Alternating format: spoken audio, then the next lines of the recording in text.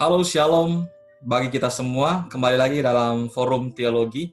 Di sini ada 3 hamba Tuhan, saya sendiri Pendeta Kris Pasuhuk, dan ada Pendeta Brian Pandairot dari Manado.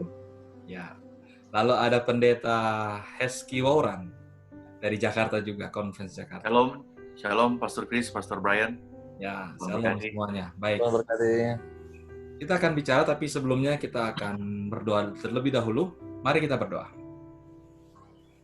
Bapa di sorga, terima kasih ya Tuhan. Waktu yang indah kami bisa miliki kesempatan yang luar biasa ketika membahas akan firman Tuhan. Itulah anugerah yang besar dan luar biasa bagi kehidupan kami. Firman-Mu adalah pelita bagi kehidupan kami. Dan hari ini Tuhan kami akan membahas pelajaran firman Tuhan melalui buku Sekolah Sabat pelajaran ke-7. Biarlah Tuhan menyertai diskusi kami, pembicaraan kami, sehingga setiap pendengar yang menyaksikan juga, dan kami juga yang membahas pelajaran ini, merasakan berkat surgawi, merasakan kebangunan rohani di dalam kehidupan kami masing-masing. Terima kasih ya Bapa. Biarlah curahan hikmat Roh Kudus, kuasa Roh Kudus akan menaungi kami. Karena kami berdoa dan memohon di dalam nama Tuhan Yesus. Amin. Amin. Amin. Baik, terima kasih. Tentang bahasa teks dan konteks. Ini pelajaran ke-7. Jadi masih dalam ruang lingkup pelajaran Sekolah Sabat kita adalah cara menafsirkan Alkitab atau cara belajar Alkitab. Jadi itulah tema besar dari pelajaran Sekolah Sabat kita. Nah, saudara-saudara, ternyata di dalam pelajaran Sekolah Sabat kita ini hal yang luar biasa karena bagaimana cara menafsirkan Alkitab membutuhkan pengertian, pemahaman tentang bahasa, teks, dan konteks yang ada di dalam Alkitab itu sendiri. Nah, kita lihat di dalam pelajaran kita memahami Alkitab. Apa sih tujuan kenapa Alkitab diberikan kepada manusia? Supaya tidak kaku, semua boleh bicara ya. Saya tidak harus tunjuk-tunjuk ya. Saya tidak harus tunjuk-tunjuk Pendeta Brian atau Pendeta Heski. Bicara saja boleh. Lalu memahami Alkitab ini, kenapa Alkitab, apa tujuannya diberikan kepada manusia? Kalau saya melihat sebagaimana di dalam pelajaran Sekolah Sabat yang dia mengutip, kalau di sini dia mengutip 2 Timotius 3, 16, 17 ya, untuk menceritakan ya, melakukan perbuatan baik. Jadi kalau boleh diringkaskan apa yang saya dapati dari pelajaran Sekolah Sabat ini, Alkitab itu berisi bahasa, kata, teks yang mana menceritakan Tuhan, pekerjaan Tuhan melalui sejarah. Nah, di dalamnya melalui sejarah, melalui cerita, melalui nubuatan. Jadi mau menceritakan pekerjaan Tuhan. Selain itu juga mungkin akan membicarakan ini yang lebih khusus, saya konsisten dengan pembicaraan kita awal. Alkitab itu adalah rencana keselamatan Tuhan yang dikalimatkan. Ini mungkin juga kenapa Alkitab ditulis untuk menceritakan ya, untuk menceritakan rencana keselamatan Tuhan bagi kita. Dan meminta kita untuk berlaku adil, berlaku yang benar. Itulah mungkin bagian awal kalau yang saya lihat kenapa Alkitab itu ditulis. Mungkin Pastor Brian, Pastor Chris. Mungkin ya tambahan saja ya. Kalau ketika bicara mengenai Alkitab, kita semua percaya itu adalah firman Allah. Kita sudah belajar sebelumnya itu adalah firman Allah yang Tuhan berikan. Tapi ada faktor lain yang muncul di dalam firman Allah itu ya faktor kemanusiaan. Kenapa? Oleh karena itu diberikan dalam bentuk tulisan. Ketika mungkin seorang nabi ataupun rasul mendapat penglihatan atau mendapat konsep, mendapat ilham, dia buat itu dalam bentuk tulisan. Dan yang ditulis ini yang kita akan pelajari. Jadi ketika bicara mengenai tulisan, artinya juga ada hubungan dengan bahasa, dengan sastra. Dan ini kita akan melihat bagaimana cara ditulis. Jadi mungkin sedikit tambahan. Di Alkitab ada beberapa genre, ya, dinamakan genre, yaitu bentuk penulisan. Jadi ada yang seperti puisi, ada yang seperti syair lagu, itu di dalam Mazmur, Amsal, ada seperti puisi seperti itu. Kemudian ada bentuknya biografi, ada gospel, Injil, kemudian ada yang berbentuk cerita, novel, banyak sekali itu di Kejadian, kemudian di Kisah Para Rasul. Bentuknya adalah sejarah atau cerita ataupun dikenal dengan nama naratif. Kemudian ada apokaliptik dengan lambang-lambang yang aneh-aneh, tetapi semuanya itu adalah bahasa. Dan inilah yang kita akan coba lihat, apa yang ditulis oleh penulis. Kita akan coba lihat apa maksud yang paling dekat dengan yang dimaksudkan oleh penulis. Mungkin ini yang pokok pembahasan kita pada pekan ini. Kita akan melihat bahasa, bagaimana dia punya teks itu ditulis, kemudian bagaimana itu yang ditulis di sekitar itu, bagaimana dia punya bentuk seperti itu. Mungkin ini yang kita akan bahas. Ya. Jadi sungguh menarik ya, saya lihat ini kita jadi membahas tentang bahasa, teks, konteks. Ini sangat dalam dan sangat luar biasa karena sangat kaya firman Tuhan ini ya terhadap bagi kita manusia. Dan sesuai dengan pelajaran kita, tadi Pendeta HSK sudah menyinggung tujuan Alkitab diberikan kepada manusia berdasarkan 2 Timotius 3 ayat 16 dan 17. Yaitu, kalau saya tambahkan, saya teringat ayat hafalan kita. Nanti sebelum masuk kepada bahasa, ini ayat, saya teringat dari ayat hafalan ya, saya baca lagi. Ayat hafalan, ambillah kitab Taurat ini dan letakkanlah di samping tabut perjanjian Allahmu, supaya menjadi saksi di situ terhadap engkau. Jadi ayat ini juga kalau kita lihat penulisannya, put it beside the ark. Jadi taruh di samping tabut perjanjian itu menjadi saksi.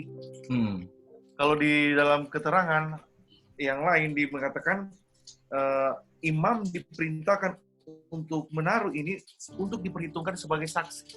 Jadi firman Alkitab ini, karena ini saya rasa ini penting ya, sebelum Pastor Brian mendalami bahasa teks dan konteksnya, kenapa Alkitab ini perlu dianggap penting dan ditaruh di tempat yang terhormat sebagai saksi. Ya kalau dalam masuk pengadilan, biasanya kalau pengadilan untuk hakim memutuskan satu perkara, saksi itu penting. Saksi itu penting. Nah, itulah kita mengerti salah satu sifat ketika Alkitab itu ditulis sebagai saksi, bagaimana pekerjaan Tuhan, karya Tuhan di dalam penyelamatan. Makanya kita perlu menggali benar-benar. Makanya saya senang dengan orang-orang yang memilih untuk belajar Alkitab sungguh-sungguh, mendapatkan penerangan kitab Roh Suci, karena Alkitab ini adalah saksi, to testify His word katanya kan, untuk menyaksikan pekerjaan Tuhan. Jadi salah satu fungsi Alkitab itu saksi, sebagai saksi. Makanya namanya saksi ya kita korek benar-benar kan, kita korek benar-benar, kita telusuri benar-benar supaya dia bisa memberikan kesaksian yang benar. Soal teknisnya kita bahas nanti. Ya, saya setuju sekali. Jadi itulah tujuannya. Mungkin saya juga bisa memberikan tambahan sedikit untuk memahami Alkitab ini, tujuannya untuk manusia itu apa, mengapa, dan dikatakan kan apa sih tujuan Alkitab diberikan kepada manusia. Dan kalau kita tahu, pertanyaan selanjutnya, apakah masih relevan Alkitab itu dengan ajaran-ajarannya pada saat ini. Jadi kalau kita lihat ini, di dalam 2 Timotius tadi 3 ayat 16 itu, karena kita bicara bahasa, nanti mungkin akan dijelaskan oleh teman kita atau sahabat kita, Pendeta Brian juga. Jadi dikatakan di situ ada kan bahasa yang digunakan scripture atau bahasa Yunaninya sedikit. Saya suka sekali juga membahas karena ini kata bahasa, yaitu translate-nya adalah grape. Jadi ini menarik, itu berarti its contents atau statement in it. Lalu saya ketika mendalami ini, saya berpikir dan merenungkan bahwa ternyata scripture yang dimaksudkan ini kan, itu kan secara bahasa itu subjek, dan itu ya kita tidak bahasa Yunani secara dalam lagi, yaitu secara feminim dan sebagainya. Tetapi yang saya lihat di sini, apakah scripture itu yang menyebabkan orang dididik, dibawa ke dalam kebenaran dan sebagainya? Ini sebuah pertanyaan. Ketika saya dalami lagi, saya dibawa ke dalam sebuah ayat yang pada saat saya baca di dalam Yohanes pasal 5. ayat 39. Jadi dikatakan begini, kamu menyelidiki kitab-kitab suci, sebab kamu menyangka bahwa olehnya kamu mempunyai hidup yang kekal. Tetapi walaupun kitab-kitab suci itu memberi kesaksian tentang aku, ayat 40 nih, namun kamu tidak mau datang kepadaku untuk memperoleh hidup itu. Oh, maka saya dapatkan ini di sini.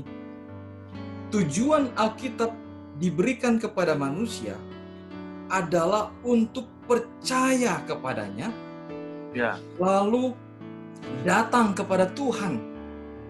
Maka ketika kita datang kepada Tuhan, segala tulisan yang bermanfaat untuk mengajar, mendidik kita, menyatakan kesalahan kita dengan iman kepada Tuhan bakalan nurut. Karena ini kita percaya kepada Tuhan, maka apa yang dikatakan oleh Tuhan melalui skripturnya itu, melalui tulisannya kita mau nurut, mau diubahkan, mau dibenarkan. Tapi kalau kita datang kepada Alkitab dengan kemegahan pikiran kita, kepintaran kita, maka saya percaya kita tidak akan mau menerima ketika kita dinasihati, ketika kita ditegur, ketika kita dinyatakan kesalahan oleh firman itu, kita tidak mau menerima mungkin. Tapi ketika kita tujuan Alkitab itu dan kita merasakan saya percaya kepada Tuhan, saya mau, ayat 40 tadi, saya mau datang kepada Tuhan, maka kita memperoleh hidup. Itulah luar biasanya pelajaran kita ya. Dan kita lihat sekarang itu singgungan sedikit, walaupun saya tidak selalu terlalu dalam ya, karena sini ada sahabat kita Pendeta Brian, puji Tuhan, beliau boleh mendalami juga pelajaran dalam dunia pendidikannya untuk dalam hal konteks ini, teks ini juga. Betul.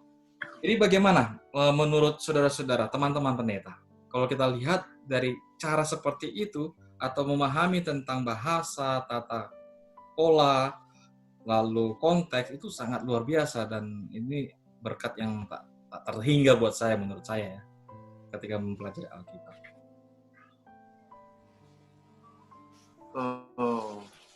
Jadi bagaimana ketika kita bicara kata-kata ini, ada kata, ada pola, pengulangan, ada arti, ada teks, ada konteks. Kalau menurut teman-teman, bagaimana kita bisa mengalami atau mendapatkan pertolongan untuk mengerti akan seperti hal-hal ini, kata, pola, dan konteks teks Alkitab itu sendiri? Sekolah ya? Belajar. Kalau belajar, kuncinya belajar. Artinya study. Saya ingat Pastor Brian sempat mengatakan di closing waktu beberapa pelajaran yang lalu, cintai dan baca Alkitab. Pelajari. Bagaimana kita dapat memahami? Pertama, cintai dan baca. Menarik yang dikatakan Pastor Chris, mungkin sebelum nanti Pastor Brian mendalami soal bahasa, konteks, dan sebagainya. Di Yohanes pasal 5 ayat 39 tadi sudah disinggung ya. Ya. Adalah sangat mungkin bagi kita untuk pergi mempelajari Alkitab dengan motif yang keliru. Iya. Itu yang terjadi dengan orang-orang pada zaman Yesus kan? Ya. Mereka belajar Old Testament, tetapi Mesias itu datang mereka tidak tahu. Menolak. Iya. Jadi perlu, ini hanya pengantar mungkin ke bagian kita. Kalau sangat mungkin kita keliru belajar Alkitab, itu sangat mungkin. Kalau kita sudah pergi dengan motif yang keliru, akhirnya tidak mau menurut. Tidak sedikit orang yang sudah memiliki pengetahuan yang dalam, tetapi tidak juga ada kemauan untuk menurut perkataan firman itu. Malahan sebaliknya menganggap apa yang diketahui itu sebagai di atas semuanya. Iya. Pandangan orang lain agak Kristus sudah datang di dalam hati, artinya ada ajakan perubahan dari firman Tuhan itu, tapi menolak. Itu yang saya boleh tambahkan dari Alkitab itu, bahasanya kita perlu pelajari, teksnya dan konteks. Karena Alkitab itu kan bahasa. Alkitab itu kata-kata di dalamnya kan, kata-kata. Nah, perlu study untuk itu. Ya, bagaimana Pendeta Brian menanggapi hal tentang konsep kata-kata, pola, arti, dan teks ini? Mungkin Pendeta Brian boleh sharing juga pengalamannya. Ya. Ketika bicara mengenai written dokumen ataupun literatur, itu pasti ada maksud atau tujuan dari penulis itu. Ya. Penulis atau sesuatu di situ, mungkin entah ke raja, entah ke rasul, entah ke nabi. Dan ketika itu dia memilih satu kata ataupun memilih satu huruf, satu kalimat, itu bukan sesuatu kebetulan. Ya. Nah, kita harus tahu bahwa di zaman dulu tidak seperti sekarang, gampang sekali orang ketik kemudian print, kemudian sebarkan. Kalau dulu harus pakai kodeks ataupun kulit hewan, kulit tumbuhan, kulit pohon, kemudian, dan itu sangat mahal. Jadi untuk pemilihan kata sangat dipilih sangat teliti supaya maksud dari penulis bisa disampaikan lewat tulisan itu. Dan inilah tugas kita ketika kita membaca Alkitab itu, kita berusaha mencari tahu apa maksud dari penulis itu. Contoh mungkin satu kata. Ketika bicara mengenai, nanti di sini ada di situ kata hesed ataupun kata shalom. Iya, itu ketika seorang penulis menulis itu sudah sangat hati-hati. Kalau dia sudah memilih. Nah, ketika datang seperti perjanjian baru itu lebih mahal. Jadi dia sangat hati-hati untuk menulis, dan tugas kita untuk mencari tahu apa arti, apa maksud dari penulis itu. Mungkin ini sedikit. Kalau saya lihat sama seperti rekan Pastor Bayan katakan, menarik kata-kata itu, sehingga kita bisa, saya mau hanya mengkonfirmasi apa yang dikatakan Pastor Bayan, supaya tidak hilang maknanya, ya artinya, supaya kita tidak kehilangan arti itu. Karena percuma kita baca tapi tidak kayak kata shalom seperti cerita tadi kan di dalam pelajaran sekolah sahabat. Ayub sampai tidak ada shalom di dalam hidupnya karena ada problem. Jadi ini juga bisa kepada kita. Lebih penting bagi kita zaman sekarang untuk mempelajari arti. Begitu ya, saya mengkonfirmasi apa yang Pastor Bayan katakan. Mungkin sedikit tambahan, kalau seperti di KUHP ataupun kitab undang-undang hukum pidana atau perdata, satu kata itu bisa memberikan perbedaan yang sangat besar. Saya kasih contoh kata dan. Kata dan berbeda dengan kata atau. Ketika disebut dan, artinya harus dua. Ini dan ini. Kalau muncul kata atau, berarti salah satu. Ini makanya kalau kadang-kadang coba kita lihat di ada perjanjian atau apa di hukum, biasanya mereka kasih semua dan garis atau. Ya. Karena satu kata bisa berarti besar ketika itu disalah mengerti. Jadi ketika kita datang di Alkitab, kita harus mengerti baik-baik. Nanti kita akan lihat konteks sangat berpengaruh. Dan itu semua akan memperkaya, akan membuat kita memahami arti dari penulis ketika dia menulis.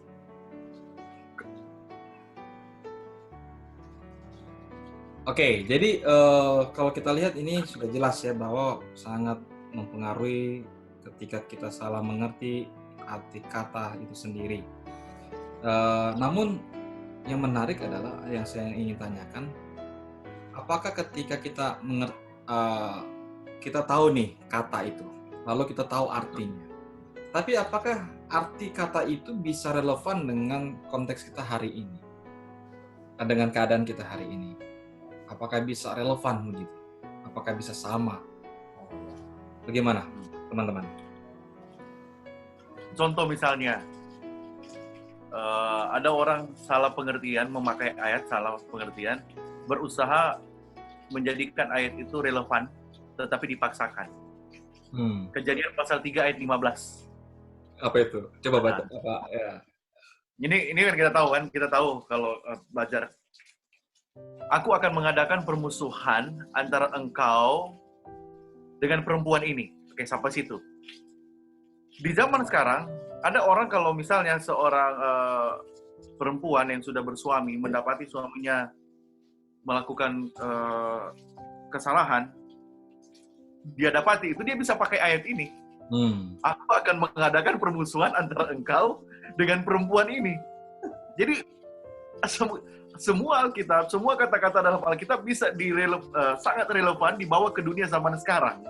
Tetapi apakah benar demikian? Ya kan? Jadi kalau bagi saya Alkitab itu dalam pelajaran sekolah sahabat juga, ingat Alkitab itu kan sifat karakter Allah di dalamnya kan. Dan kalau sifat karakter Allah ada di dalamnya berarti itu everlasting. Itu kekal sampai pada fungsinya untuk mengajar, memperbaiki kesalahan, menuntun orang dalam kebenaran. Itu karena dosa ini kan ada sampai ketika kesempatan itu selesai. Itu fungsi Alkitab mengembalikan citra Allah yang hilang daripada kita.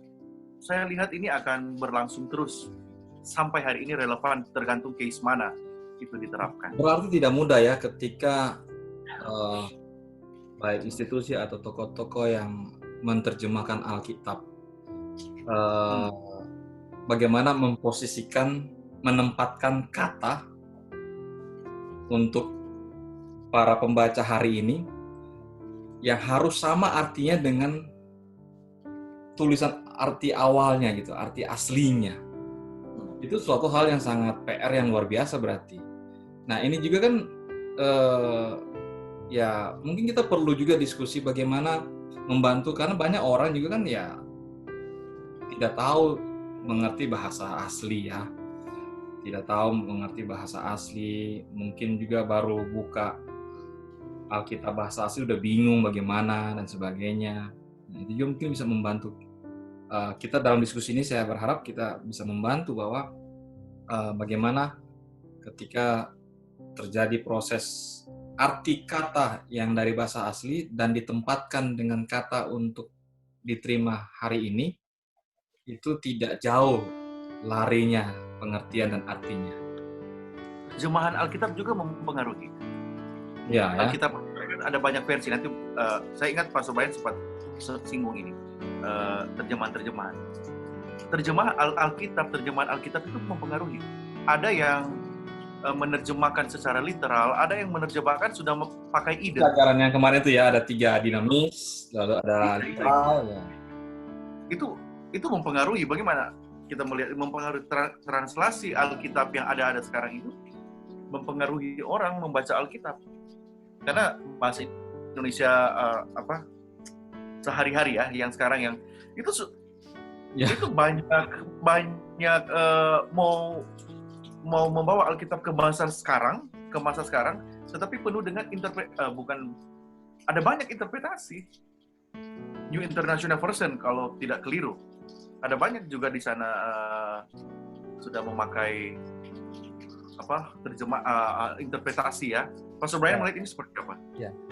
Bahasa teks konteks terjemahan Alkitab. Memang ini ketika bicara mengenai masih di bahasa kata-kata. Saya kasih contoh ini ketika pelajaran hari Senin itu sebenarnya bicara semantik atau arti kata. Saya kasih contoh ya, mungkin kata contoh satu kata ditulisnya mental.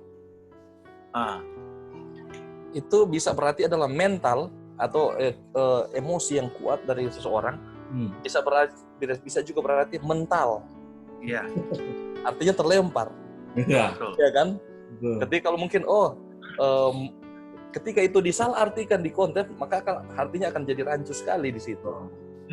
Ini pelajaran ini yang di hari Senin. Ketika mungkin arti kata ketika salah satu kata memiliki beberapa arti, tapi ketika salah diterjemahkan, mungkin tadi disinggung di NIV atau apa, itu bisa jadi aneh dia punya arti. Di sini di hari Senin, contoh di situ ada Hesed, artinya banyak sekali. Ada loving kindness, kesetiaan, kasih. Ada berapa lagi ini? Belas kasihan. Itu semua arti yang luas dari Hesed. Hesed. Kemudian ada juga ini Shalom, damai. Ya. Di perjanjian di perjanjian lama ini Shalom, damai, lebih luas, kedamaian, kesempurnaan, kesejahteraan. Kemudian ada kata suneko di perjanjian baru, yang kasih karunia Allah yang ini di sebuahnya Pathfinder, for the love of Christ ya kan. Kasih Allah yang mendorong. Kata mendorong bisa jadi mendorong, mendesak, memaksa. Ya kan? Kata constrain, kata suneko itu. Suneko. Satu kata memiliki arti yang beragam dan itu bisa membuat bisa memperkaya arti, tapi ketika mungkin disalah tafsirkan, disalah translate, disalah terjemahkan, maka itu bisa jadi arti yang aneh. Ya mungkin sedikit. Jadi intinya adalah setiap kata punya makna. Setiap kata punya makna. Ada yang kata yang cuma sedikit dia punya arti, ada yang luas dan itu memperkaya semua apa yang ada dalam Alkitab. Bisa jadi banyak ya, Pastor. Di Alkitab kita dapati, ini masuk dalam pelajaran hari berikutnya juga. Ya. Saya mau lihat atau mau mendalami diskusi ini untuk meminta pandangan teman-teman pendeta juga. Pengulangan itu sejauh mana itu penting? Ada dalam satu teks misalnya, satu teks Alkitab, satu perikop Alkitab cerita, hanya satu pasal, tetapi berulang kali kata itu muncul, berulang kali kalimat itu muncul. Itu sejauh mana? Apa orang itu pendengar dalam hal ini? Pendengar tidak mengerti. Audience ya kurang mengerti atau ada saya ingin kita dalami ini bersama mungkin. Pastor Bay atau Pastor Chris. Mungkin ini ketika bicara mengenai pengulangan, itu mungkin kita bisa seperti kalau sekarang itu tanda baca ataupun mungkin bentuk penulisan. Kalau sekarang kita punya italic, tulisan italic yang tulisan miring, kita punya bold, tulisan yang tebal ataupun ada underline. Kalau dulu tidak ada.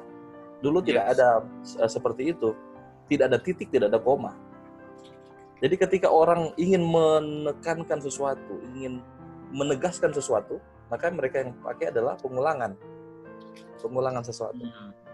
Jadi contoh saja kalau misalnya kita ke sekolah, mungkin anak-anak ke sekolah. Dek, jangan lupa bawa buku ya. Oke. Setelah bersiap, dia keluar, jangan lupa bawa buku ya. Artinya penting ketika diulang. Ketiga kali, jangan lupa bawa buku ya. Artinya penting, sangat-sangat penting. Ketika sesuatu kata diulang-ulang, artinya sangat penting. Mungkin saya teringat ini ada satu yang menarik ini di dalam saya lihat di Markus pasal 11. Ini tadi kami diskusi dengan Pastor Su. Markus pasal 11 ini ada cerita yang menarik ketika Yesus diarak masuk ke Yerusalem, orang-orang sambut Yesus dengan daun-daun palem, dengan pakaian-pakaian, dan orang berkata, Hosana, diberkatilah ia datang dengan nama Tuhan. Oke. Ini cerita yang maaf saya masih. Ini cerita yang sangat hebat, yang sangat luar biasa, yang mana menunjukkan bahwa Yesus memang itu raja. Tidak ada cerita lain dalam Alkitab yang di mana Yesus disambut sebagai raja. Hanya cerita ini Yesus disambut di atas dunia sebagai raja. Nah, tetapi di sini ada yang menarik, yaitu ada satu kata yang diulang-ulang. Kami coba hitung, kata ini muncul ya paling kurang sekitar 5 kali di dalam Markus 1 ayat 1 sampai 11. Dan kata itu adalah keledai. Coba kita lihat berapa kali.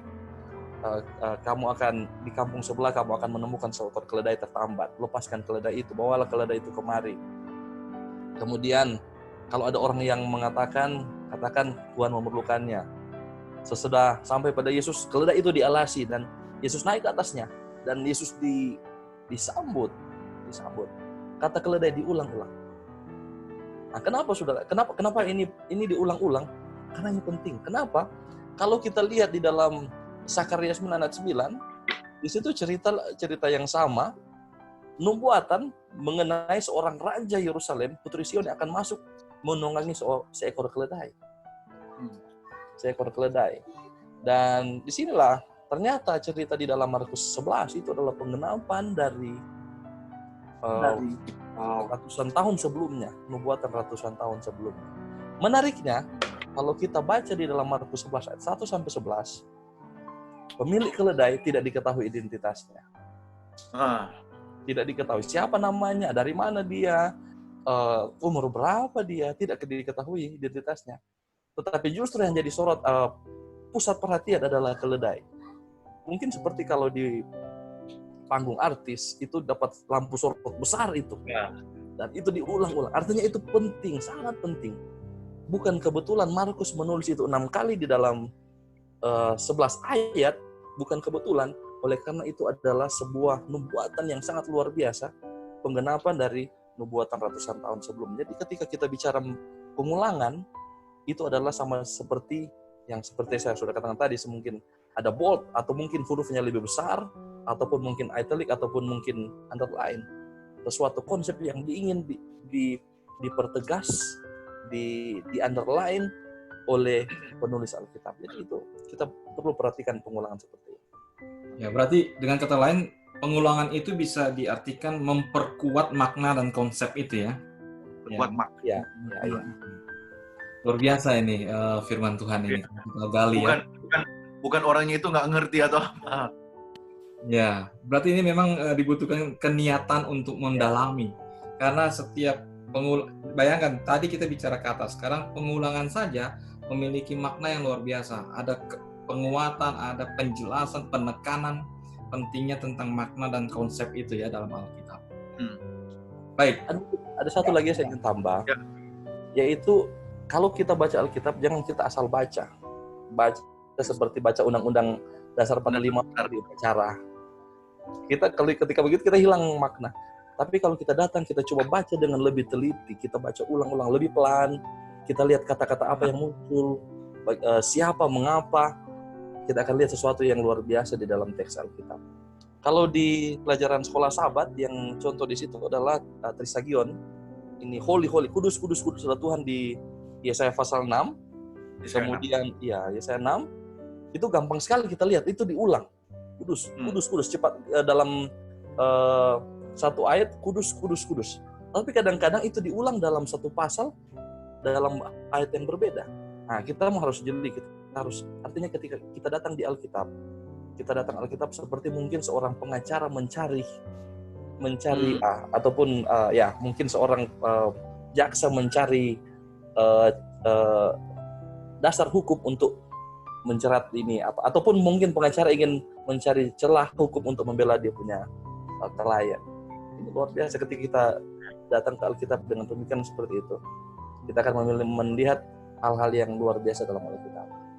Ya, saya juga teringat tadi sempat waktu kita off sempat terbahas Yohanes pasal 21 ketika pembicaraan di pinggir danau itu ya. Saya ingat ada dalam pembelajaran Alkitab itu disebut dengan degree of meaning. Jadi tingkatan dari kata atau kalimat. Mungkin itu di sana muncul itu, Pastor Brian ya, Pastor Chris. Sampai 3 kali perintah itu muncul dengan 3 kali muncul perintah kepada Yesus kepada Petrus, bahkan ada satu hewan binatang yang dimention di sana. Padahal kalau kita pelajari itu meaning-nya itu ya, ada terjadi peningkatan. Ini bisa jadi pelajaran rohani juga bagi kita untuk melihat pengulangan kata itu penting. Mengkonfirmasi apa yang dikatakan Pastor Brian. Baik, jadi kita sudah lihat dan luar biasa tentang pengulangan ini. Tadi kita sudah lihat kata, bagaimana artinya dari bahasa asli, lalu pengulangan, penekanan itu. Dan sekarang kita lihat bagaimana tentang teks itu. Teks. Apakah teks Alkitab yang kita setiap baca itu berdiri sendiri atau bagaimana cara pandang kita terhadap sebuah teks? Karena kan Alkitab ini banyak teksnya. Banyak sekali dan cukup luas. Bagaimana kita bisa memahaminya dalam sebuah ketika saudara-saudara kita atau kita pun membaca teks itu? Saya mau saya take a lead lah, nanti Pastor Brian yang sempurnakan. Oke. Jelas. Teks itu di dalam Alkitab tidak berdiri sendiri. Ya. Jadi ayat di dalam Alkitab itu tidak berdiri sendiri. Untuk mencari arti, kita perlu konteksnya.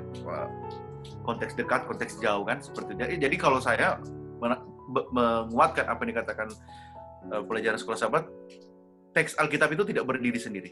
Ya. Dia perlu penopang untuk dicari pengertian. Sama seperti tadi kan Kejadian 3:15.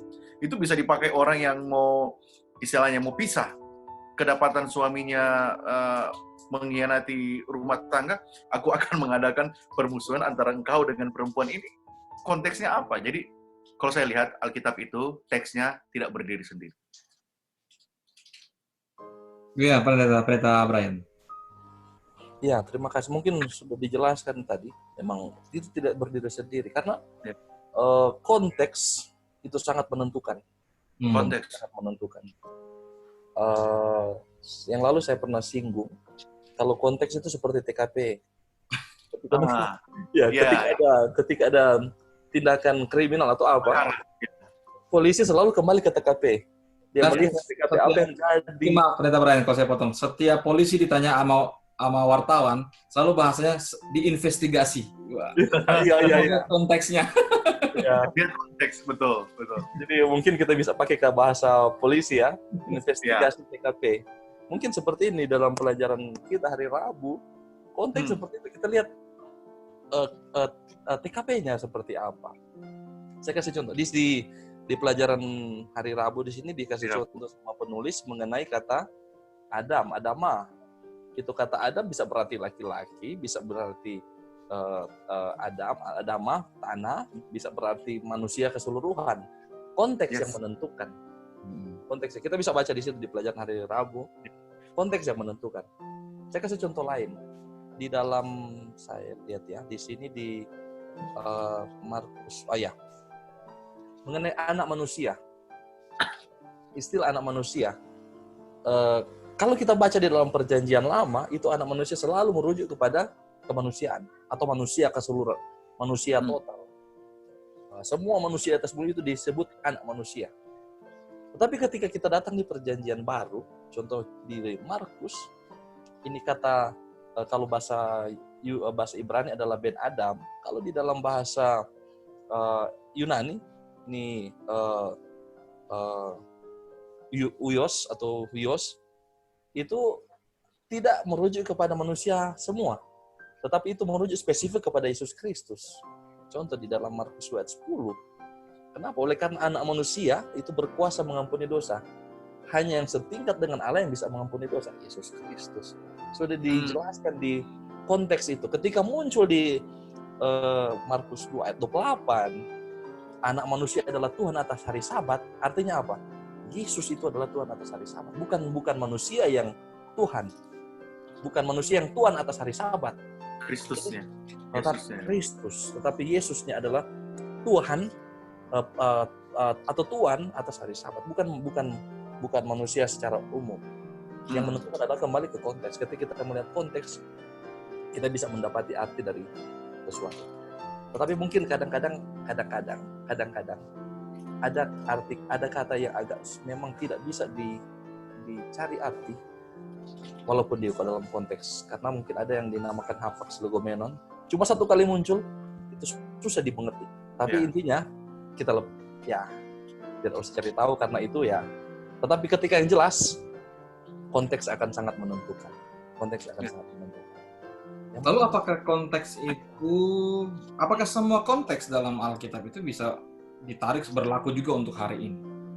Atau ada hal-hal yang sudah selesai, batasannya selesai di sana, dalam sejarah sana, atau memang semua yang bisa ditarik ke sini? Ini juga bisa membantu kita kan mengerti. Di mana saudara-saudara? Dalam konteks kita, apakah bisa ditarik hubungan konteks itu dengan aplikasi? Iya, zaman aplikasi. Kadang-kadang bisa, tapi kadang-kadang tidak bisa. Kalau mungkin seperti, saya kasih contoh seperti tadi keledai. Konteks dari keledai di zaman dulu, di zaman waktu itu, beda dengan konteks kita di zaman modern ini. Ya. Oleh karena apa? Kalau zaman kita ada mobil, ada motor, ada pesawat, bahkan alat transportasi yang sangat canggih. Tetapi zaman dahulu belum ada kendaraan seperti itu, belum ada Ferrari, belum ada Kijang, belum ada apa lagi, Zebra, ini merek-merek mobil. Tetapi yang ada adalah unta, kuda, keledai. Makanya yang dinaiki Yesus adalah keledai. Nah, kalau kita baca, kenapa bukan kuda? Tadi kembali di yang cerita tadi, keledai. Oleh karena memang sudah dinubuatkan Yesus naik seekor keledai. Kuda identik dengan peperangan. Ya. Identik dengan kekacauan ataupun mungkin kekerasan. Sementara keledai lebih cinta damai. Tetapi sebenarnya keledai ini posisi sekarang itu mungkin sama dengan mungkin kendaraan termewah sekarang, mungkin Ferrari ataupun mungkin apalagi Pajero ataupun kendaraan seperti itu. Jadi karena ada yang tidak bisa, ada kita harus kembali ke konteks di zaman dahulu, ada yang kita bisa lihat mungkin langsung di konteks yang seperti apa. Mungkin kalau pun nelayan, perahu ya kita bisa tahu perahunya dari dulu sampai sekarang sama. Ada kayu ataupun besi yang mengapung di atas air. Konteksnya sama. Kita tidak perlu penafsiran lagi. Tapi ada hal yang tertentu kita bisa lihat berbeda dengan zaman kita. Jadi itulah intinya kita harus lebih jeli, lebih rajin lah baca Alkitab. Dan satu lagi saya suka adalah kita coba bawa pemikiran kita untuk ke 2000 tahun yang lalu ataupun 3000 atau 4000 tahun yang lalu. Kita bawa diri kita di posisi di mana ayat itu ditulis.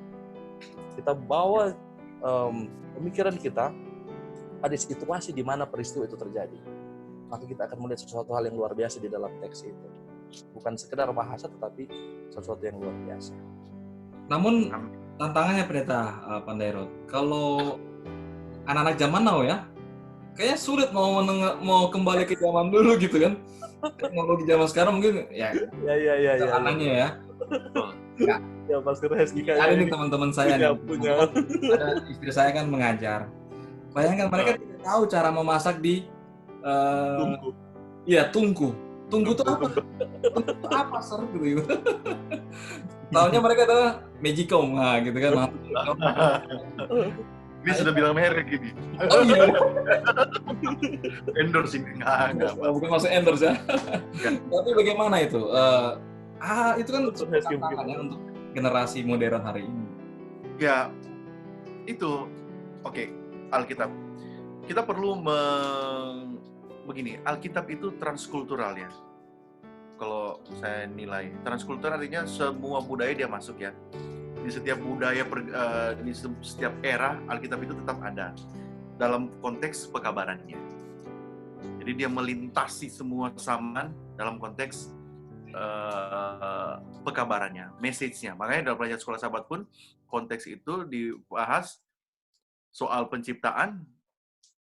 Poinnya itu Tuhan menciptakan pada hari terakhir itu, hari ke-6 itu, ujungnya manusia sebagai makhluk mulia. Konteksnya nggak hilang, Nah, kalau ada zaman-zaman seperti nggak ngerti tungku itu, nggak tahu ya, kita bertiga mungkin sempat kalau pulang kampung, masak itu mau nyalain api itu pakai ini, bambu terus di depan. Nah, kita perlu menjamanaukan bahasa di dalam Alkitab, tapi konteksnya jangan berubah. Perlu untuk istilah bahasanya, up to date kan bahasa Alkitab, tapi pengertiannya jangan hilang. Untuk sekedar bagaimana mereka memasak, kita juga punya sekarang di mana-mana kita bisa mengakses informasi dunia internet untuk menaruh pengertian. Mungkin kalau mau memberikan pengertian lewat visual, gambar itu bisa lebih mengerti kan. Anak-anak atau orang-orang yang kita ajar belajar Alkitab, kita taruh gambar ini loh, tungku itu kayak gini. Ya kan, kita bisa download. Oh, bagaimana cara pakainya? Begini. Kalau mereka sekarang tinggal pencet on off selesai. Jadi penting up to date kan Alkitab, bahasa-bahasanya, tapi konsepnya jangan hilang. Pengertiannya jangan kita keliru. Karena untuk meng-up-to-date-kan, menjamanaukan Alkitab itu sampai kita lupa pekabarannya. Tadi saya menarik, Pastor Brian sempat bilang, apa itu belajar Alkitab ketika kita baca Alkitab itu pelan-pelan. Saya sering kali bilang kepada teman-teman atau anggota jemaat, apa itu Bible Study? Bible Study itu bukan sekedar dapat pengetahuan, debat, karena kita sudah tahu. Bible Study itu when we read the Bible slowly and carefully, itu pelan-pelan, karena Alkitab itu kaya di dalam. Kalau saya lihat membahasakan Alkitab ke dunia sekarang perlu, tapi dalam pengertian jangan hilang. Gimana Pastor Brian kalau tambahan? Ini menarik, saya setuju sekali. Perlu kita memodernisasi ini. Modernisasi. Modernisasi kata-kata dalam Alkitab. Mungkin saya kasih contoh keledai. Kita bisa modernisasi Ferrari atau apa ya. Ada yang menarik sih, contoh. Wahyu 3:20. Lihatlah aku berdiri di buka pintu dan mengetuk. Mungkin kalau sekarang modernisasi, lihatlah aku berdiri di buka pintu dan menekan bel. Ya, betul. Bukan mengetuk lagi. Intinya tidak hilang. Artinya apa? Yesus tinggal ada di luar pintu. Ada di luar. Ya, itu konteks inti pekabaran itu nggak hilang. Oke. Sekarang ini waktu kita luar biasa, tidak terasa memang kamu mendiskusikan Alkitab itu berjalan terus waktu dengan cepat. Dan sekarang bagaimana tentang kitab dan ini kita sudah bahas tentang kata itu, pengulangan dan konteks teks. Lalu itu semua ada dalam satu kitab. Kita tahu Alkitab itu terdiri dari sekitar 66 kitab. Memang 66 kitab. Nah, setiap kitab itu pasti ada message-nya, ada pekabarannya. Nah, bagaimana kita menanggapi dan menangkap hal ini untuk merelevansikan kepada masa kini? Setiap pekabaran kita tahu, mungkin ketika Musa menulis di kitab Taurat, ya dia tidak berpikir tentang keadaan 2020 ini, begitu kan? Nah, bagaimana saudara-saudara, teman-teman? Tanggapan tentang ini. Pada saat kita mencoba memahami satu kitab, mencari arti maknanya dalam pelajaran sekolah sahabat kita ini, kita perlu bagi kita untuk memahami dan mempelajari latar belakangnya. Ya, latar belakang di situ ada background, situ ada authorship, historical setting. Jadi kalau belajar Alkitab kan latar belakang sejarah, penulisnya, outline-nya, itu penting. Jadi kalau saya lihat, karena Alkitab itu unit terkecilnya itu, unit pentingnya itu adalah kitab-kitab, karena Alkitab itu kan kitab-kitab itu yang perlu belajar. Bagi saya dalam pelajaran sekolah sahabat menguatkan apa yang dikatakan pelajaran sekolah sahabat ini, penting bagi kita untuk mempelajari background kitab itu, background kitab itu, kepada siapa itu ditulis, siapa yang menulis. Kalau dalam konteks buku Kejadian Pentateuch misalnya, kita perlu mempelajari Musa. Misalnya seorang kepala negara mengirimkan satu surat. Misalnya kalau sekarang presiden kita memberikan peraturan, mengeluarkan surat perintah atau PSBB gitu ya, itu kuat. Kita pelajari kenapa dia membuat surat seperti itu. Super Semar, kenapa terjadi peristiwa, kita belajar background-nya. Penting bagi saya, penting pada pelajar sekolah sahabat untuk mempelajari mempelajari background kitab. Mempelajari background kitab. Kalau saya lihat itu seperti itu. Bagaimana Pak Pendeta? Iya, saya setuju sekali. Sangat-sangat penting kita melihat latar belakang ataupun kapan itu ditulis, pemerintahan apa, sementara apa, kondisinya seperti apa. Saya kasih contoh yang kalau kita lihat surat Filipi, surat kepada jemaat di Filipi itu ditulis oleh Paulus ketika dia berada di penjara. Ini yang kita garis bawahi, di penjara. Tapi yang luar biasa adalah di dalam kitab Filipi itu berulang-ulang kali ditulis adalah apa? Berbahagialah, bersukacitalah. Bersukacita. Itu message-nya. Ini iya. Bersukacitalah. Sementara dia di dalam penjara. Itu sesuatu yang luar biasa. Orang di penjara bisa bersukacita. Betul. Lagi mengencourage orang lain untuk bersukacita, itu luar biasa. Yes. Jadi latar belakang sangat berpengaruh dalam penulisan. Jadi orang sekarang PSBB harus bersukacita gitu ya. Karena mungkin waktu presiden kita mengeluarkan surat itu, dia lagi dalam keadaan yang nggak bisa ngapa-ngapain juga mungkin. Biasa kan dia suka jalan gitu, kayak Paulus gitu kan? Ya. Baik, luar biasa tentang kitab dan pekabarannya. Dengan kata lain bahwa setiap kitab melalui histori, melalui cerita, melalui kejadian-kejadian yang terjadi pada masa itu, ada message ya, ada kabar, ada pekabaran. Dan itu pekabaran itu akan maksudnya bisa tertangkap ke setiap generasi. Karena pekabaran itu dari Tuhan ya. Pekabaran itu message-nya dari Tuhan di dalam bahasa manusia itu sendiri. Baik, untuk mengakhiri dari terasa ya. Iya, karena luar biasa waktu ini dalam belajar Alkitab, dan saya minta mungkin kita dari teman-teman bagaimana dari pelajaran pekan ini tentang bahasa, teks, dan konteks ini dengan tema besar judul pelajaran Sekolah Sabat secara triwulan adalah cara menafsirkan Alkitab. Bagaimana pendapat saudara di bagian dari akhir ini? Kalau saya singkat, saya mau baca, saya mau mengangkat kutipan Ellen White di hari Jumat. Dia bilang begini, di dalam firman-Nya Allah telah menyampaikan kepada manusia pengetahuan yang perlu untuk keselamatan. Alkitab adalah kata-kata kalimat di dalamnya, bahasa, kata-kata, tetapi ada yang clear, sangat clear di dalam Alkitab yang perlu untuk saya dan kita semua adalah pesan keselamatan. Kalau saya melihat itu, Alkitab itu jelas untuk pesan keselamatan. Saya pun boleh berpendapat bahwa dari pelajaran ini, bagi saudara-saudara para pendengar, pemirsa yang menyaksikan, jikalau saudara ingin mengenal kabar keselamatan itu yang tadi dikatakan Pendeta Heski, kalau saudara mau mendapatkan bagaimana keselamatan itu yang luar biasa, yang tercatat di dalam dan tertulis dalam firman Tuhan Alkitab, maka jangan kita belajar Alkitab hanya dengan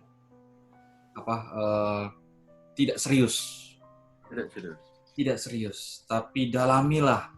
Karena pelajaran pekan ini, bagaimana kita diajak untuk mendalami bahasa, mendalami teks, mendalami konteks, maka kita akan mendapatkan kabar keselamatan itu yang luar biasa. Bagaimana Pendeta Brian? Iya, saya setuju.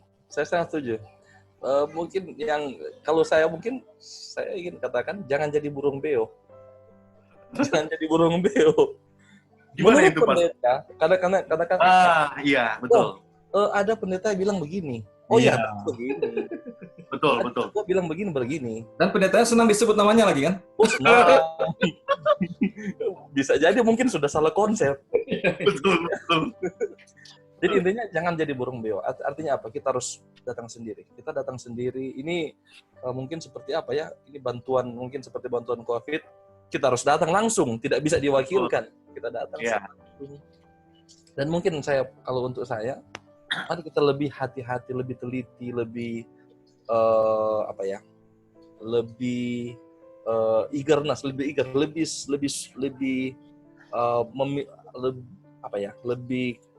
kritis mungkin. Lebih kritis di dalam mempelajari Alkitab. Karena ketika dengan kita melihat sesuatu dengan kritis, maka ada hal-hal luar biasa yang biasa kalau kita lewat biasa. Kita baca cuma seperti undang-undang kita terlewati. Tetapi ketika kita baca kritis, maka ada banyak hal luar biasa kita bisa dapatkan. Dan itu akan memperkaya pengalaman keselamatan kita, memperkaya akan kerohanian kita, dan kita akan lebih dekat dengan pencipta kita, dan kita dipersiapkan untuk kedatangan Tuhan. Amin. Puji Tuhan. Baik, kita akan akhiri diskusi kita. Dan saya berterima kasih kembali lagi kepada Pendeta Heski Wauran dan Pendeta Brian Pandairot yang telah join di dalam Room Talk ini, Teologi Forum kita. Dan kita akan akhiri dengan doa. Saya minta kesediaan hamba Tuhan Pendeta Brian Pandairot boleh berdoa. Mari kita berdoa. Bapa di sorga, kami sungguh bersyukur oleh karena Engkau telah mengirimkan wahyu ilahi kepada kami manusia yang dibungkus di dalam kata-kata manusia, di dalam bahasa manusia yang penuh dengan keterbatasan, di dalam istilah-istilah, di dalam semua kemanusiaan yang dikemas dalam bentuk tertulis. Dan kami berterima kasih, kami memiliki kesempatan untuk membacanya. Ketika kami mempelajari akan pelajaran ini, bantu kami untuk lebih menghargai, untuk lebih teliti, untuk lebih tekun mempelajari Alkitab. Bantu kami Tuhan untuk mendapatkan mutiara-mutiara rohani. Bantu kami untuk mendapatkan konsep-konsep yang luar biasa untuk keselamatan kami. Kiranya Tuhan akan memberkati kami ketika kami membaca kata per kata, ketika kami membaca akan ayat per ayat, pasal per pasal, bahkan buku-buku di dalam Alkitab. Kami boleh menemukan akan mutiara-mutiara rohani. Amin. Terima kasih untuk hamba-hamba Tuhan. Terima kasih untuk Pendeta Pesuh. Terima kasih untuk Pendeta Wauran yang sudah bersama-sama dengan hamba-Mu untuk mendiskusikan pelajaran ini.